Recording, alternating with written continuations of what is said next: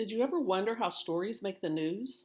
There are some basic elements that news outlets, both local and national TV, newspapers, magazines, websites, and so forth, use to decide whether or not something is worth publishing or broadcasting. Aside from reporting, news agencies also have to make money, so they're looking at what will make readers read or click and viewers tune in. This week, we are going to be analyzing current event stories and writing our own. Today, I'm going to teach you a strategy for determining if a story, or the story you write, is newsworthy. After this lesson, you'll look at current events that matter to you and determine how they are newsworthy. To do this, you'll read the headlines and lead sentence of an article, then determine what makes it newsworthy. Is it the article's impact, timeliness, proximity, human interest, conflict, shock value, or celebrity, or a combination of these? First, let's define each of these elements of news. A story typically has more than one of these elements to be considered newsworthy. First one is impact. People want to know how a story is going to affect them. The recent news on the COVID-19 virus has impact because people want to know how this issue affects their health and their families. Next is timeliness. News is new information.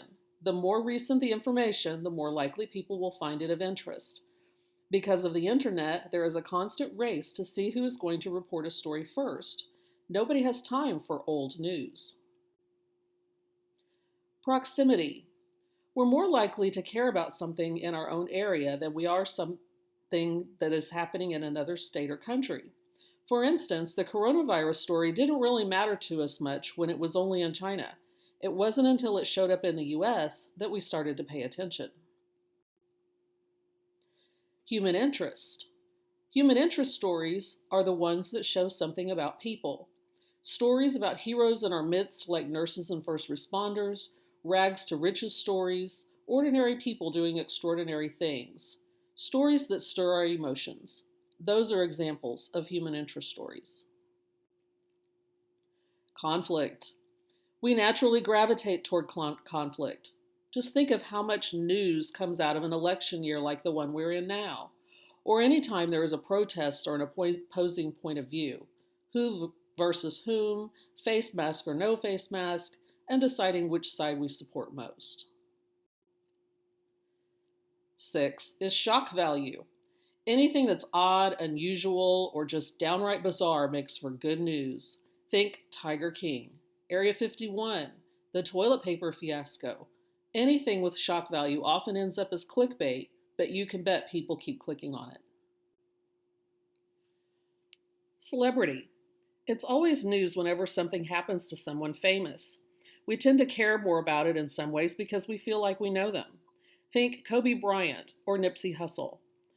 Some also tend to pay attention when celebrities chime in on current events in social media. Now let me show you a recent news story and how I analyzed it for newsworthiness. The process for determining the newsworthiness of an article is simple. I chose a news piece and I'm going to read the headline and lead paragraphs to determine which elements make it newsworthy. How come she's not asking me to read the whole article, you ask? Because when journalists report the news, they put the most important information in the headline and in the lead, which is the first sentence or paragraph of an article. They know that if they don't have a strong headline or lead, you won't keep reading or watching. Of course, if the article is interesting, you'll want to keep reading. Watch and listen how I think aloud with this strategy. First, I'm going to read the headline. Governors form compacts to coordinate reopening society amid pandemic. Reopening society caught my eye because that's something we all want to do, is to get back to some things that are normal. This shows impact. Then I looked at the date and who published it. It was by the Associated Press. The date was April 16th, which was just at the end of last week. This shows timeliness. It's a recent article. Now I'm going to go to the headline, the lead paragraph rather. Governors in the Northeast and along the West Coast on April 13th announced separate state compacts to coordinate one of their biggest challenges in the weeks to come. How to begin reopening society amid the coronavirus pandemic. Again, it's talking about reopening society. That has impact on us. The governors, all but one of them Democrats, made separate announcements just hours after President Donald Trump said on Twitter that it was his decision to decide when to open up the states. This shows conflict. There's governors, and there's governors on both sides, Democrat and Republican. They're making separate announcements. They have differing points of view, which is different even from that of the president. So this shows conflict because there's differing points of view. Here's what you're going to do next. You'll find 2 current events articles, something that interests you. You can find some news stories on a Padlet that we've collected that are in various formats. There's print news, there's broadcasts, there's cartoons, there's photojournalism. Then there's also some suggested sites in Canvas that are teen friendly that you can go to if you would rather find something on your own. For each article, you'll read the headline and the beginning of the article. What elements make the article newsworthy? Then you'll do the post-lesson question where you'll tell me the name of each article that you previewed. You can copy the link and then tell what makes each story newsworthy.